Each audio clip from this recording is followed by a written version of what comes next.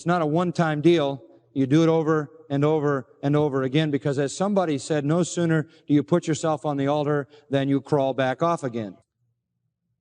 These Macedonians first gave themselves, and then everything followed. That is the supreme act of worship. And it involves, verse 2, not being conformed to this world. You can't be sucked up in the materialistic realm and do this. You can't be consumed with the lust of the flesh, the lust of the eyes, and the pride of life and do this. You have to be transformed by the renewing of your mind. You have to think in an otherworldly way. You have to have the mind of Christ. You have to set your affections on things above and not on things on the earth. Then you will be able to prove what the will of God is, and you will do what is good and well-pleasing and perfect. What pleases God is total sacrifice of yourself. We are a royal priesthood, 1 Peter 2 says, offering up holy sacrifices, the first of which is ourselves and all that we have. And they did that. It required nonconformity to the world. It required transformation of the mind to a spiritual, godly way of thinking, rejection of the world, acceptance of the mind of Christ, commitment to His will, His plans, His purposes, and His pleasures. And that is exactly what the Macedonians did. They gave it all. It was all the Lord's, and they were just stewards of everything they were and everything they possessed. And that produced the generous, sacrificial giving. Number 11, their giving was in submission to their pastors. You'll notice at the end of the verse, there is a statement made that is very important. It's that little statement, by the will of God, there at the end of verse 5. It is the will of God that they first gave themselves to the Lord and to us by the will of God. They not only gave themselves to the Lord, they gave themselves, Paul says, to us, to the Apostle Paul, and to Titus, and to Timothy, to their pastors, to their spiritual leaders. They were submissive to them. In fact, their devotion to the Lord, these Macedonians, their devotion to the Lord led them to easily and eagerly submit to the leadership of their pastors. They realized that these men were under shepherds of Christ who stood in the place of Christ giving direction and leadership to the church, and they responded to their leadership. God wants His people to respond not only to Him, but to His leaders as well. That's pretty clear, isn't it? 1 Peter chapter 5 and verse 5. Be subject to your pastors or elders.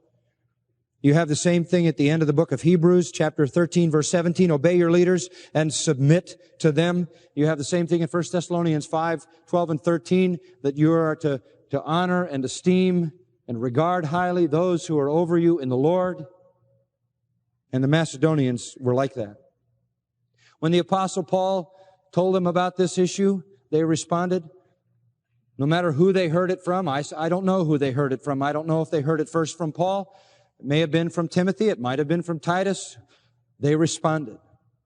And as further word reached them, they responded again. They were submissive to their leaders. And that is the will of God. Further discussing this, look at verse 6. Consequently, based on the example of the Macedonians, is what he's saying. Consequently, because of the tremendous example of the Macedonians' submission, we urged Titus that as he had previously made a beginning, so he would also complete in you this gracious work as well. Now, sometime in the past, Titus had visited Corinth, and Titus had encouraged them initially to start this collection. That was over a year before this book was written. So it's been over a year since they were informed about this, and they did make a beginning. Remember now, Titus has recently returned for a second visit, carrying that severe letter that's not in the New Testament, confronting them. And on that second visit, Titus was instructed, according to this verse, to tell them to complete the work which they had begun in the matter of giving. So once they had heard from Titus, then Paul wrote, probably after Titus' first visit, Paul wrote 1 Corinthians, and refers to the giving in 1 Corinthians 16. Then after 1 Corinthians, he sends Titus with another letter. Titus brings up the offering again. Titus comes back, gives a good report. Now Paul writes them 2 Corinthians and again brings up the offering and encourages them to finish it. All of this simply pointing out the fact that these pastors, who were their leaders and responsible for their direction, were informing them as to what they were to do, and God was expecting that they would respond. And so were these men as well. Remember, I told you in 1 Corinthians 16, he said, I want an offering every Sunday, every first day of the week. I want that money set aside so that you don't have to try to collect it in a big flurry when I get there. They had begun to do the giving. About a year had passed since the original instruction and the beginning of their giving. And it was halted. Remember, I told you that. They started to give, and then it was halted by the insurrection and the rebellion and the false teachers and the mutiny against Paul and all of that. The church had been disrupted, and the giving had stopped. But now Titus has gone back. He brought the severe letter. He pled with them for restoration to the apostle. He told them to start the offering. The relationship has been restored now, and Paul wants to reaffirm his emphasis on the giving. Through the restoration and reconciliation, Paul feels the freedom now, even though the relationship admittedly is still fragile, to reaffirm the pastoral authority over their need to follow the Macedonian example and continue their giving. Get back on track with your giving. A little footnote here. Whenever people in a church become disillusioned about their leaders, their giving drops. And it happened in Corinth, and it happens today. It always happens. It has an immediate effect on people's giving, because where they have confusion and chaos or anxiety or distrust at the level of leadership, they are hard pressed to be generous. And people who are in churches where that is the case, where they legitimately have leaders that are not faithful, have a very difficult time expressing their giving as it ought to be expressed. So back to verse 6. Titus previously made a beginning, and I sent him to instruct you to complete this gracious work as well.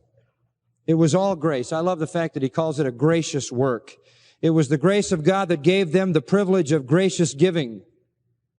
This is a gracious work. You're showing grace to these poor saints. And God is going to fill back up your empty cup of grace. God will give you grace upon grace upon grace upon grace. And I say this, any pastor who leads his people to give leads them to experience grace. It is God's grace that moves them to give.